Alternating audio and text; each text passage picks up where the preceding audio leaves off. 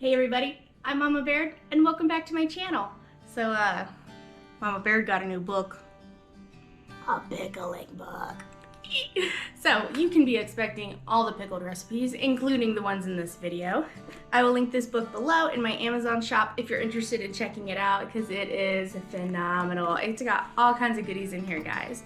But today we're going to be trying 2 recipes out of it. I'm going to be doing the strawberry. Let me see if I can find it. Right here. All right. So we are doing the sweetly spiced pickled strawberries today. Don't worry about reading that. I'll post all the information below. I got a great deal on strawberries the other day at Winco, and I've never pickled strawberries before, so we're gonna give it a try. And I figured you guys like to know how to do it and follow along. So here we go. I got my strawberries in ice water here, just kind of chilling, perking a little bit back up because they've been in my fridge for a couple of days. Here's my pot I'm going to be using, and then I got my canner that I'm going to use for a water bath. And then I also got my jars in some hot water in my sink. Now I am going to be reusing my pasta jars that I have saved. That's a good way to use those up. I like to reuse my store-bought jars that I get from like pasta sauce or peaches or stuff like that. I like to use those for my pickling items because they are not in the water bath too long. So I feel like those jars can stand up to that, and I never have a problem with the seals sealing. However, the USDA does not recommend doing this. They want you to use a jar with a brand new lid, and if that's what you're comfortable doing, then do it that way. This is just what Mama Bear does. If you want to do it your way, you do it your way, honey. Whatever floats your boat. So we're gonna get started. These actually need to sit in the brine for 12 to 18 hours. So we're gonna do these first, let them sit, and then we're gonna move on to some rhubarb. So let's get started. Speaking of pickles, you know what else is in a pickle? Mama Baird. I'm pickling for subscribers, that is. So why don't you do me a favor and please like this video, subscribe to my channel, and press that notification bell. You'll know every time I'm posting a pickling recipe. All right, let's get back to the kitchen. All right, first thing we're gonna do is add 3 cups of sugar. I'm actually going to double this because I'm pretty sure I have more than 12 cups of strawberries, so better safe than sorry. Never want to run out of brine, especially since I'm going to be soaking these in them. Okay, and so 2 cups of vinegar, so I'm going to do 4. This is just apple cider vinegar. I like to keep a big one like this on hand for recipes like this. And 4 cups apple cider. And then come all the spices. I'm going to go ahead and get my stove on. Get that a boiling. 1 teaspoon of ground cinnamon, half a teaspoon of ground cloves. Well, I just discovered I do not have any ground allspice, but I do have a zester and an allspice berry. I'm just gonna zest some of that in there. No big deal. It just calls for a pinch.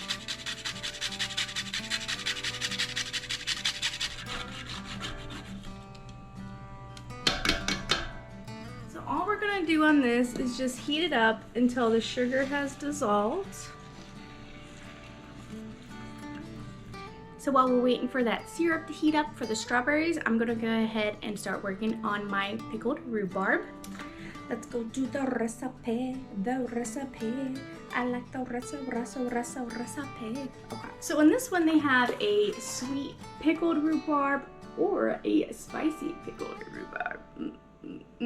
I'm gonna do the sweet one because you know Mama Bear like a sweet.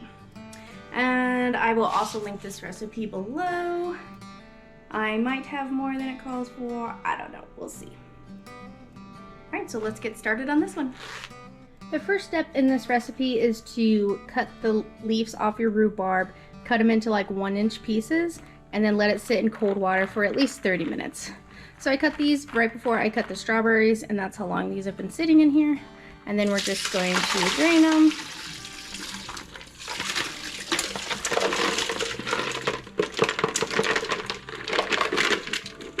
It calls for 2 pounds, but I probably got more than that. I mean, in my opinion, if you're going to be doing it, you might as well make a bunch of it so you don't have to do it again. All right, we got that draining. Let's work on our syrup. The rhubarb recipe calls for fresh ginger. I have some right here. Whenever you're picking out ginger at the store, you want to make sure that you have a plump one. And no, I'm not talking about the girl. A plump one, that's how you know that it's not old or bad, because it's not shriveled up, you know? So, want to get a nice plump one, and then honestly using a spoon works the best for peeling it. You just kind of take it and slide it, scrape it, I should say, against it, and it just peels right off.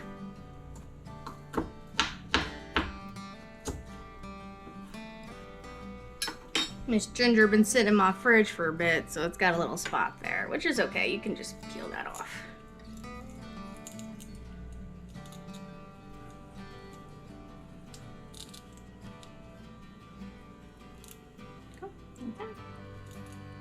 Now the peels aren't gonna hurt if you can't get it all, because we're mostly just using this to infuse the syrup.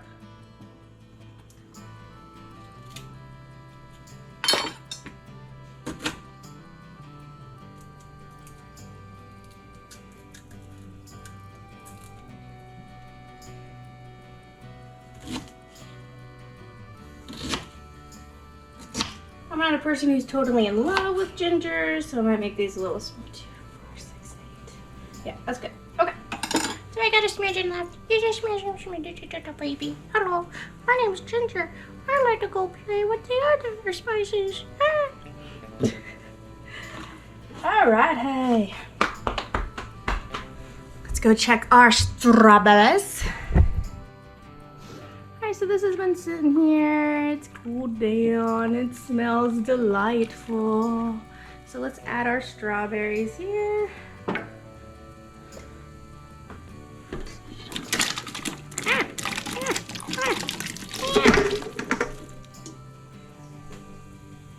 Ever so gently. Okay, and then we're just going to stir this. Oh yeah, I'm glad I doubled that brine. And these are gonna sit at room temperature. It's set anywhere from 12 to 18 hours. And then occasionally you come and just kind of make sure they're all covered and coated. And that's that one.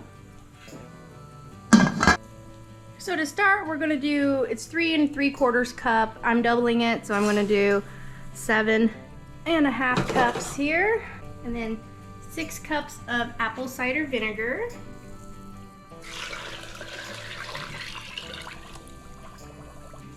We're gonna put 4 whole cloves in there. 1, 2, 3, 4. And then it says 4 1-inch pieces of cinnamon. These are a little bigger than 1, and we're gonna be making a big batch anyway. So I'm gonna do 4 these big sticks of cinnamon. So after rereading the recipe, it said 8 slices of thin ginger that are 1 inch, so I kind of just cut these in half and gonna use a little less, which I'm happy about, because like I said, I don't really like too much ginger. I feel like it's kind of overpowering. So I'm gonna get this started. Alrighty, while we wait for that to come to a boil, I'm gonna go ahead and pack my jars.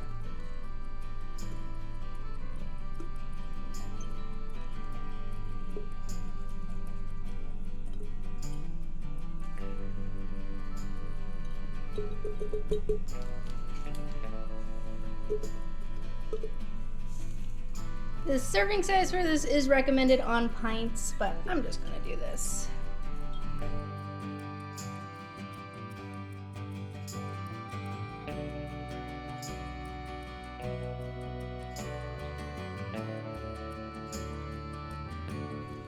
So it's just like cucumbers when you're packing cucumbers for pickles. I'm gonna try and fit as many in there as you can. We're also gonna leave room for the liquid, and we're gonna have the debubble, so. For that one. I decided I'm gonna go ahead and do a couple of pint jars too. That way, if I wanna give this as a gift, I can give a smaller amount. Or if I'm the only one who likes this, I'm not forced to eat the whole thing of pickles in one time. It looks so pretty. I got my one long one. Hello. A couple of these smaller ones. They do recommend that you use like the tender rhubarb, but I don't think it's going to be that big of a deal. Right after that is all said and done, I got 2, I guess, quart size or jelly jar, pasta size jars, and then 3 pints, and just a smidgen left over. So let's check our brine. Sugar's not quite dissolved yet. So it looks like we might have extra brine, which is okay. Never hurts to have extra. You can actually just can up this brine and you can water bath it along with the rhubarb, and then you'll just have extra brine for maybe the next time I have more rhubarb, or if I want to try something else with it. So let this go just for a few more minutes till all that sugar's dissolved. Our brine is ready. Let's get this jarred up and we'll get it in the water bath. Got my handy dandy citrus peel that I like to use for my debubbler. Now they want you to try and get 1 cinnamon stick per jar. I probably should have broke these up. Let's see if I can cut this cinnamon stick real quick.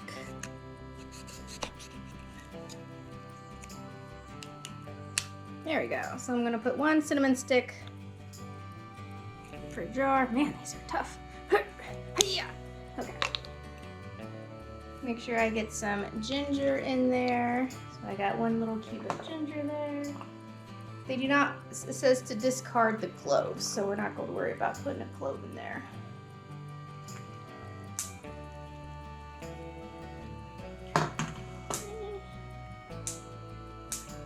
My stove all of a sudden decides that it just wants to keep lighting when I'm not requesting it to.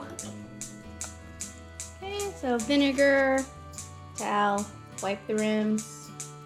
Alright, my stove is on the fritz and it just keeps wanting to light my stove even though I'm not requesting it to. It's just like, I got you, Mama Bear. And I'm like, I'm okay, but it's like, no, I got you. I'm gonna light you up, even though I don't want it. My stove must be a man.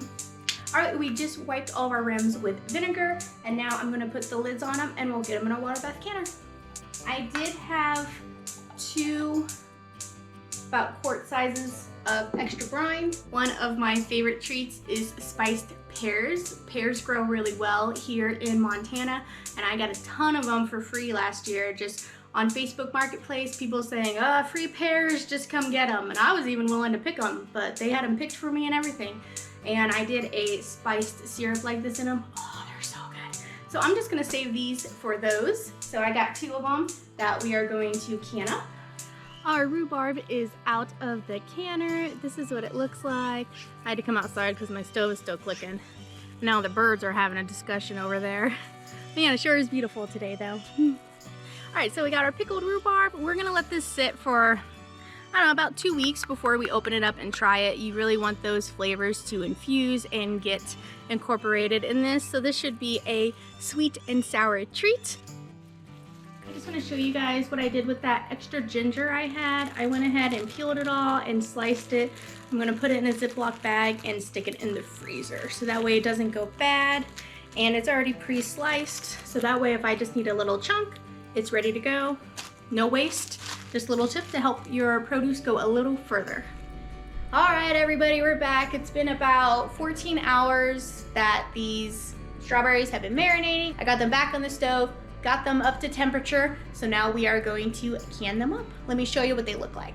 All right, so that's them just up to a boil, and then I turned it off, and now we are going to jar them up. Now these are going to be mushy. I was warned in the book that it says these will be mushy. It says to use these in like a pickling tray, or they'd be really good with strawberry shortcake. Little twist on that. So we're just gonna go to a 1/2 inch headspace.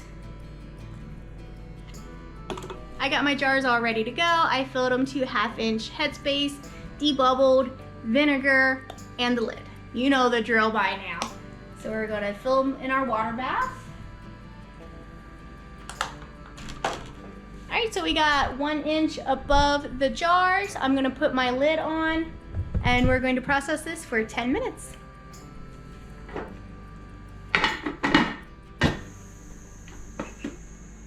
And we'll see what they look like when they come out.